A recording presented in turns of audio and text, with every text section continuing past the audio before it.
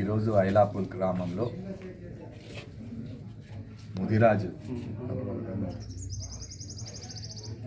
కుటుంబానికి చెందిన అల్వాల గంగాధర్ తను హార్ట్ అటాక్తో చనిపోవడం, తన భార్య క్యాన్సర్ తోటి చనిపోవడం తక్కువ వ్యవధిలో, అతి తక్కువ సమయంలో కుటుంబంలో ఇద్దరు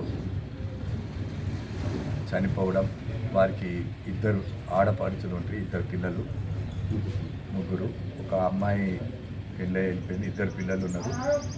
ఇద్దరు కూడా పెద్ద పాప మంచిగా చదువుకుంటూ 98% 10th క్లాస్లో రావడం.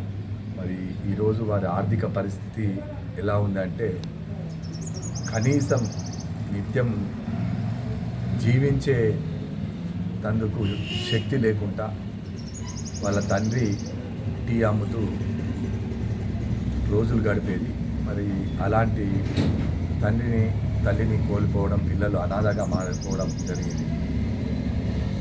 మరి వారికి అండగా ఈరోజు నేను వచ్చి ఆ కుటుంబాన్ని ఆదుకుంటానని చెప్పి కొంత ఆర్థిక సాయం కూడా చేయడం జరిగింది. అదేవిధంగా చాలామంది ముందుకు రావడం, కొరుట్ల ప్రెస్ క్లబ్ ఆధ్వర్యంలో కూడా బియ్యం ఇవ్వడం జరిగింది.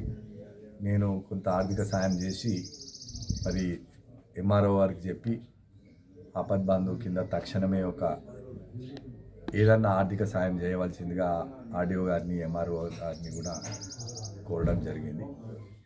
ఎందుకంటే వాళ్ళు పూర్తి ఉందామంటే ఇల్లు లేని పరిస్థితిలో ఉన్నారు. ప్రభుత్వం తరఫున, ఎందుకంటే కాంగ్రెస్ ప్రభుత్వం బడుగు బలహీన వర్గాలకు ఎప్పుడు అండగా ఉండే ప్రభుత్వం.